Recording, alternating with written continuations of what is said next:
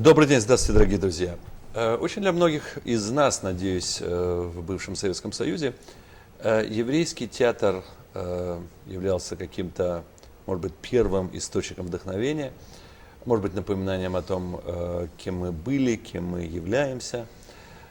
И в значительной степени это было единственное соприкосновение с чем бы то ни было еврейским.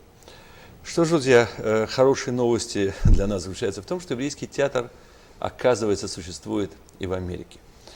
Представитель этого театра сегодня с нами. Зовут Добрый его, день. мы приветствуем вас, Зисел Слипович, с таким замечательным еврейским именем Зисел из славного города Минска. И вы представляете театр на языке идиш. Как он называется? Я представляю национальный идишский театр Volksbühne, что в переводе значит «народная сцена». Народная сцена. Вот. И да, я хочу поддержать начатую вами мысль. Еврейский театр в Америке начался более 100 лет назад, и даже интересно, первый театральный профсоюз был именно еврейским, Hebrew Actors Union. Ничего удивительного, потому что, вообще говоря, в те времена, по-моему, газета Forwards, да, на идиш, скажем ее, да, она, по-моему, издавалась большим тиражом, чем Нью-Йорк Таймс в те времена, поскольку язык идиш был, да. Это правда. Значит, вот Hebrew Actors Union был основан в 1899 году, а первый нееврейский театральный профсоюз, ну, скажем, общеамериканский, общенью-йоркский, в 1925 году был только основан. Вот, то есть мы видим, значит, и в ту пору, вот в 1900-е, 1910-е годы в Нью-Йорке существовало 14 еврейских театров, которые, естественно, конкурировали друг с другом. Там были свои дивы, примадонны, свои, значит, какие-то звезды, безусловно. И для этих театров писали классики еврейской литературы. Значит, и Шолом Алейхем, когда он приезжал в Америку, еще до своей миграции, один раз, значит, он привозил свои пьесы, значит, и пьесы Юд Ламед Перец ставились. И, значит, то есть, естественно, был очень неравноценный репертуар и так далее, но это была кипучая театральная жизнь, настоящая театральная жизнь, что совершенно объяснимо, поскольку еврейская идишеязычная публика в Нью-Йорке в то время и еще вплоть до там, 40-х, 50-х годов, она просто была очень, очень заметной и значимой. То есть многомиллионной. Многомиллионной, да. И пьесы на идиш ставились на Бродвее с большим успехом в ту пору. Вот. То есть можно говорить о полувеке активного, так сказать, процветавшего в Нью-Йорке еврейского идишского театра. Вот. А театр Volksbühne, который был основан 95 лет назад, тогда был одним из этих 14 театров. И, естественно, значит, с ходом времени менялись условия существования, и многие театры просто прекратили свое существование. Каким-то счастливым стечением обстоятельств Volksbühne остался и существует до сих пор, и не было ни одного сезона, который бы театр пропустил. Это совершенно удивительно, и я слышал об этом театре еще когда я жил в Минске, как здесь говорят, in the old country, значит, и так получилось, что его художественный руководитель Залман Млотек, потрясающий музыкант, очень известный еврейский музыкант, вот, с которым у нас сложились замечательные творческие отношения. Вот. И приехав в Америку всего лишь 1,5 года назад, я практически сразу очутился под сенью этого театра, значит, и стал сотрудничать с Залманом Млотеком, и стал участвовать в спектаклях, которые ставились, значит, играть, ну, как музыкант и даже играть небольшие роли. Вот, то есть для меня это было совершенно удивительно, потому что, да, идиш существует в религиозных общинах, вот, но религиозные общины не ходят в театр, поскольку, ну, театр, строго говоря, так галахически говоря, это не еврейское развлечение. Кроме об этом мы с вами поговорим через минуту. Но тем не менее. Больше так. Да, ну вот об этом мы сейчас будем говорить с вами. Но тем не менее, особенно в тех условиях, когда остался один идишский театр, вот после всего того, что было, после той огромной истории, театр ощущается как манифест духовной силы народа. Вот. И потом посмотрим правде в глаза. В Америке большинство еврейского населения не религиозное, или так частично религиозное, да. Или есть люди, которые вообще где-то на грани ассимиляции стоят.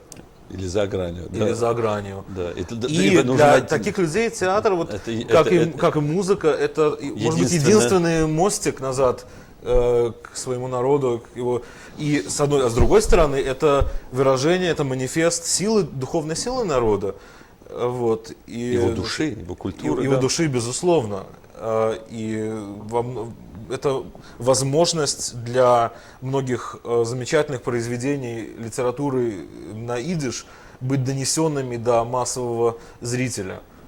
Вот, поскольку вряд ли массовый читатель сейчас возьмет книгу на идиш, или многие идишские книги не переведены на другие языки, или изданы ограниченными тиражами. А театр вот это искусство для более широкого потребителя культуры, скажем так. Скажите, я вижу у вас фотографии. Давайте посмотрим немножко. Вот вы говорили о, так сказать, периоде таком вот полувековом, да?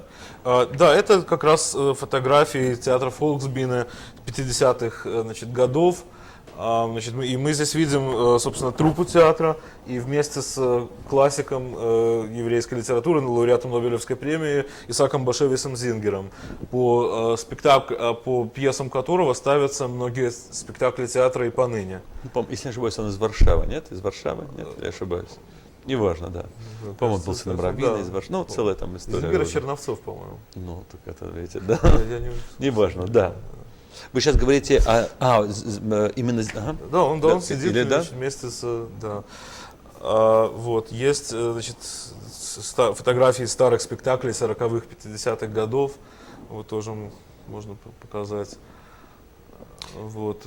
К сожалению, не все эти фотографии можно атрибутировать сейчас. То есть сказать, кто есть кто. Сказать не только, даже можно сказать, кто есть кто. Это легче сделать по документам театра. Вот. Но нельзя назвать какой-то спектакль, потому что информация не о всех спектаклях сохранилась, дошла. Вот. Поэтому в архивах так и пишется show unknown. Show unknown. Да, но тем не менее, вот это свидетельство того, что еврейский театр был и существовал, и вот и сейчас Фолксбин идет к своему столетию. Вот еще это сцена из спектакля «Сон» или «Мечта» Гольдфадена. То есть это театр о театре. Вот это тоже фотографии. Авраам Гольдфаден, значит, был основателем первого еврейского театра в Румынии, вот, который, в общем, родоначальник вот этого вида. Театра, еврейского театра, театра на идиш. И хотели показать современную Да, пьесу? я хотел показать несколько фотографий из современных спектаклей. Это интересно, это был переделка Pirates of Penzance, значит, на идиш, Дьям Газлоним, значит, море бандитов, море злодеев. Грабителей, да. Да, грабителей. Да. Ну, пиратов фактически, Дьям Газлоним. Да. И этот спектакль шел пару лет назад с большим успехом. А вот этот снимок первого моего спектакля, где я участвовал как руководитель ансамбля инструментального и играл, значит, роль даже, значит, Батхана на свадьбе. То есть Батхана, скажем, да, развлекающего шутками, да, или как Не-не-не, сказать? там была сцена свадьбы, значит, в спектакле. Это спектакль «Гимпл там», «Гимпл простак» по Исааку Башевису Зингеру, такая пьеса-притча о простаке, таком, значит, из недалеком парне из местечка, из польского местечка, из Фрамполя, Гимпле, и сироте, значит, как его женят фактически на местечковой проститутке, на Элке. И он этого не понимает, он человек с искренней такой детской душой наивной. Вот, и, значит, вот эта сцена свадьбы, когда их женят, она рожает прямо там по ходу под хупой. Вот, то есть такой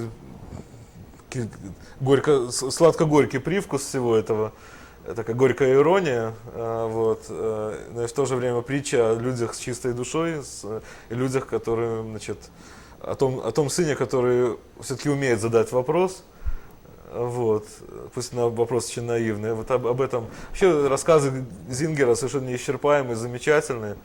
Вот, да, но значит, есть специальное такое, значит, шоу, которое ждет больше 10 лет. Сейчас это Kids in Yiddish, специальное шоу, в котором играют дети, непрофессиональные актеры.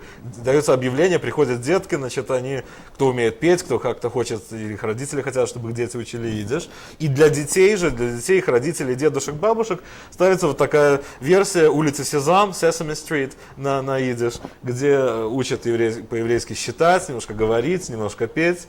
Вот, значит, поэтому вот идет такая работа, значит, с молодым поколением, и, может быть, воспитываются будущие актеры идишского театра. Ну, как минимум, будущие евреи. И будущие евреи, будущая публика. Вот, потому что, значит, сейчас такая ситуация, что приходят люди, скажем, в основном среднего возраста и старшего возраста. Много приходят, и людям очень нравится ходить в Йиддишский театр. Но это старшее поколение, молодежи меньше существенно. Хотелось бы видеть больше молодежи, хотелось бы как-то, чтобы молодежь, то есть люди, скажем, даже до 40 лет, то есть я подразумеваю вот эту аудиторию, ощущали потребность прийти в Йиддишский театр. В конце концов, это такой же театр, как и любой другой театр. Ну, для этого нужно понимать хотя бы немножко этот язык. Совершенно не обязательно, в том-то и дело. Нет. Спектакли театра идут с титрами по-русски и по-английски.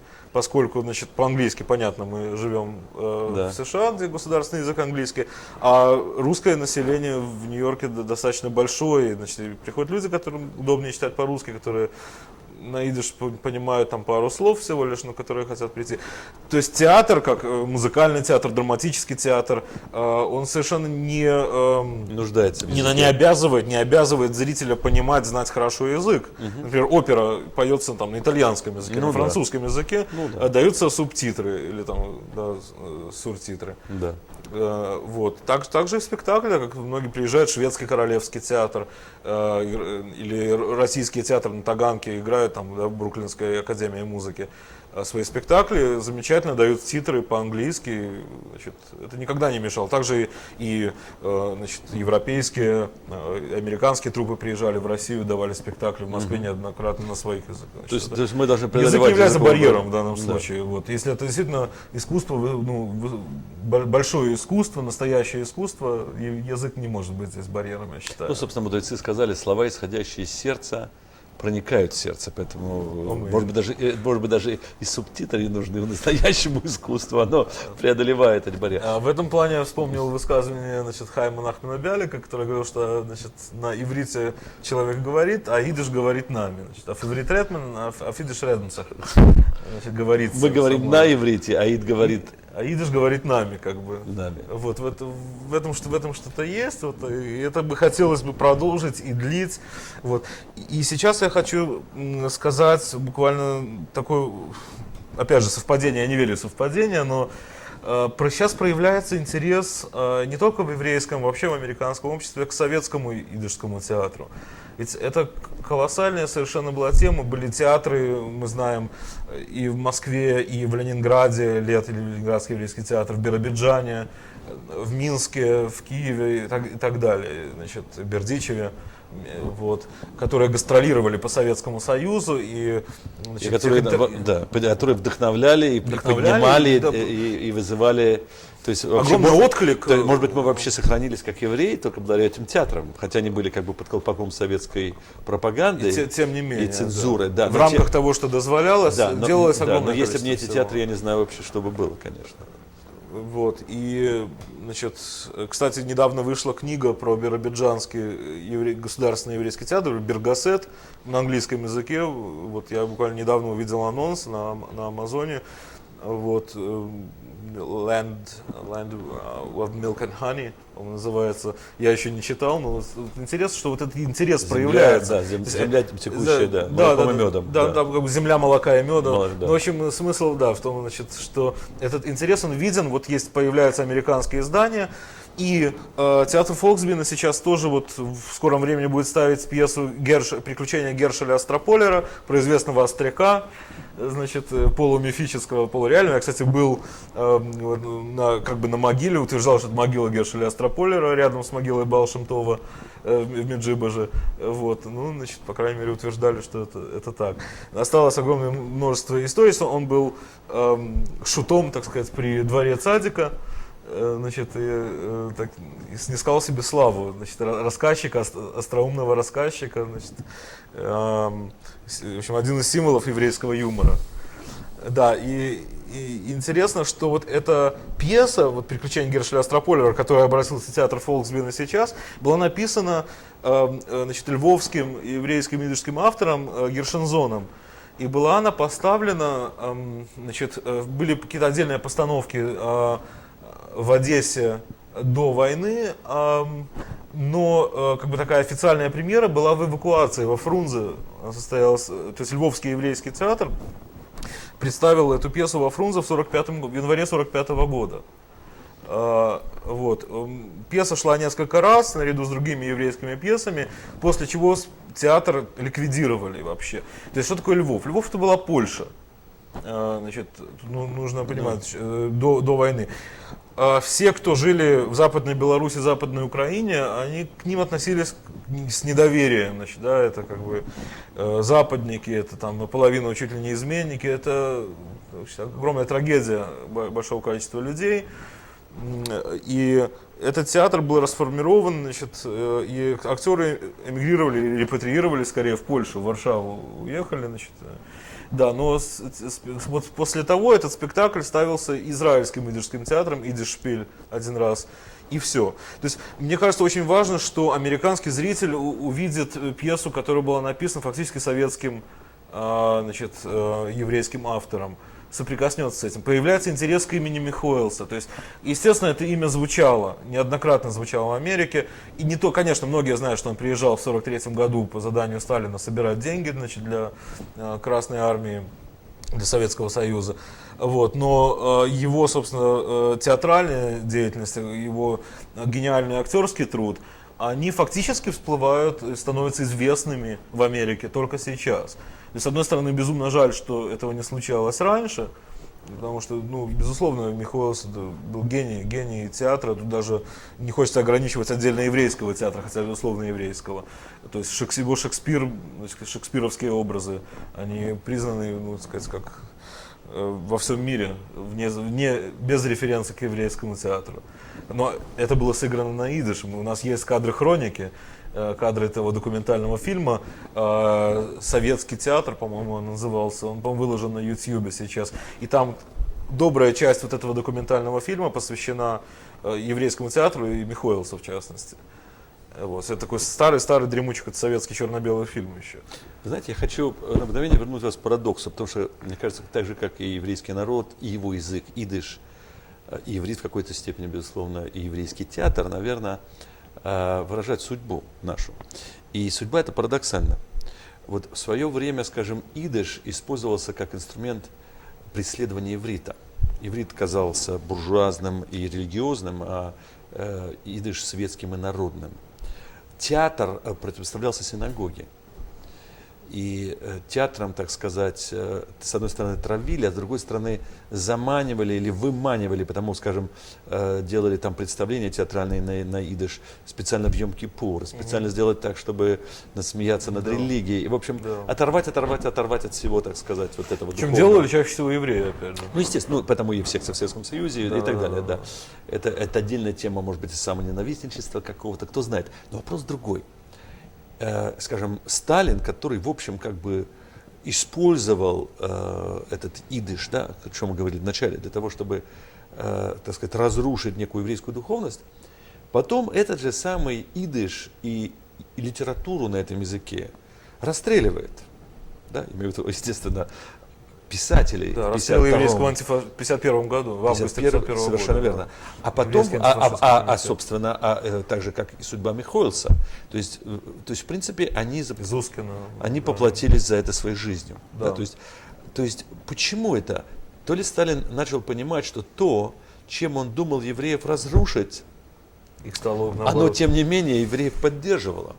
Некий механизм выживания евреев на протяжении столетий, он сработал в очередной раз. То ли это парадокс какой-то, да, что то, что Нет, должно я было... не думаю, что парадокс. Вот тот самый вот механизм гибкости, да, который, значит, в принципе, гибкости, вот, мышление приспособления к жизненным обстоятельствам, он в очередной раз просто на протяжении там, каких-то столетий он сработал. И то, что было направлено против евреев, стало основой... Ну, да, но я бы сказать, что здесь может быть дело не только в нашей приспособленности, но и в том, все-таки, вот мы с вами здесь говорили о случайности, вот, скажем, праздник Пурим, мы говорим о театре, о Пурим-шпиле. На самом деле, что такое театр, наверное, еще до того, как возник театр в Европе, у евреев был Пурим-шпиль, наверное, да, то есть... Нет, Пурим-шпиль вообще возник или в нет, 15 хотя, веке в согласен, Германии на согласен, основе мистерий. Согласен, хорошо. Католических мистерий. Да, то есть согласен, но речь идет сейчас о том, что евреи начали Но веселиться играть. начали гораздо раньше, да. да. Веселились и, так сказать, играли. Скажем, кстати, клезмеры получали разрешение от раввинов на музицирование, поскольку музыка была после разрушения храма запрещена, только на Хануку и Пурим. Это были, собственно, два случая. В остальных случаях они получали разрешение на игру для неевреев, чтобы они выживали. Да. И еврейские свадьбы, мицвы, заповеди и так далее, естественно. Свадьбы, и вот Ханука и Пурим. Совершенно верно. Все. Но мы сейчас возвращаемся к тому, что, скажем, в Пурим, в истории Пурим есть одно очень такое важное выражение «нагафоху». Все перевернулось. Да. То есть те, которые хотели нас разрушить, Йом-Кипур наоборот. да, ну, в общем, да. Но, скажем так, вот, говоря, Пурим, все перевернулось. Может быть, в каком-то смысле тоже здесь какое-то переворачивание произошло, и то, о чем мы говорили, вот мы говорили 100 лет назад, вы понимаете, отношение к театру было таково, что религиозные евреи считали, что это как бы это путь ухода, да? То, может быть, это парадоксально, но этот путь ухода потом становится путем возвращения. Ну, это логично, если человек уходит по какому-то мостику, он по нему уже возвращается. Может быть. Другого мостика нет просто вокруг. Может быть. Либо он идет куда-то еще дальше, в сторону от него, либо возвращается по нему обратно. Вы знаете, но я хотел бы добавить еще одну как бы мысль. Мне кажется, что по большому счету, вот если только задуматься, я не знаю, насколько соответствует вашему мнению или нет, что ведь вообще-то человек сотворен, как написано в Торе, по образу и подобию Всевышнего. И потому человек в своей жизни уподобляется Творцу. Как можно уподобиться Творцу, спрашивали мудрецы в Талмуде. Мы его не видим, мы его не слышим. Как же можно подобиться ему? Актом творения. Да, актором творения. И поэтому, безусловно, творчество – это проявление подобия Творцу. На уровне Пурурву, значит, плодитесь, совершенно верно, да. Значит, дети. Да. Ну и на любого акта творения. Любая творческая деятельность. Но самая большая творческая деятельность, в конце концов, сотворить самого себя, свой характер. Но мудрецы говорят, более того, ведь человек должен уподобиться Творцу, но уподобляясь к тем праведникам и мудрецам, которые к Творцу приблизились, он и приближается к Творцу. Потому в каком-то смысле сказали, скажем, в Талмуде мудрецы, они сказали, сделай себе раввина, да, и найди себе друга. То есть, значит, сделай себе раввина, найди себе героя. Да. Найди себе того, кому ты подражаешь. Потому что мудрецы понимали, что, на самом деле, скажем, прочитанная книга оставляет впечатление, потому что вдохновила нас своим героем, которому начинаем подражать. Просмотренный фильм, спектакль, наши родители, они являются теми героями, конечно. посредством которых мы творим самих себя, потому что, в конце концов, наше поведение во многом это подражение. Паттерны, так сказать, это подражение. нам. Это подражение. Да, потому играют, на самом деле, Зисел, мне кажется, все. Вы знаете, как после спектаклей труппы, камерные труппы Folksbiene, с которыми мы ездим по разным городам Америки, это группа молодых актеров, которым за 20, за 30 немножко. Обычно устраивают такие встречи с публикой, ну, короткие такие вопросы из зала, и часто задают, конечно, такой вопрос, как вы пришли, значит, к идишу, как вообще вы, как же вы дошли до жизни такой, и вот играете. И я вот как-то, у меня сформулировался такой ответ, который, ну, такой очень правдивый ответ на самом деле. Я играю самого себя. О, это самая трудная роль. Это как бы одновременно и очень просто, потому что, ну, как бы, вот я сам, мне не нужно учить, кем там был, там, не знаю, Людовик XIV, да, чтобы сыграть его. То есть, в смысле, мне нужно учить, а мне не нужно, я знаю себя. С другой стороны, это невероятно сложно. в плане правдивости быть собой. С собой, это самое Не сложное. в плане не надевания масок. Маски Да. двуличия. Да. Это как раз сбросить эту маску, играть себя самого. Сбросить Вот. маску Я страха. думаю, быть собой нужно, я думаю, это рассказывают на актерских факультетах, на самом деле, значит, вот такие настоящие профессора, большие актеры. Это основа, мне кажется, для любого актера, играть самого себя. И для любого человека. Если мы посмотрим на гениальные роли, там, сыгранные там, русскими актерами, американскими, не знаю, взять Смоктуновского, например, роли, да, он всюду узнал, он всюду Смоктуновский, в любой роли. Да. И этим он гениален. Он перевоплощается, да, но все равно его Оставается личность, его вот творение образа, то, что он творит, Это его, да, это в уникальный спектакле, да, в фильме. Я думаю, что нам хочется пожелать прежде всего вам, Зисел, чтобы вы творили и творили себя. Спасибо. И чтобы наши телезрители, чтобы научились играть правдивый образ самих себя. Всего хорошего вам. Спасибо. Всего доброго.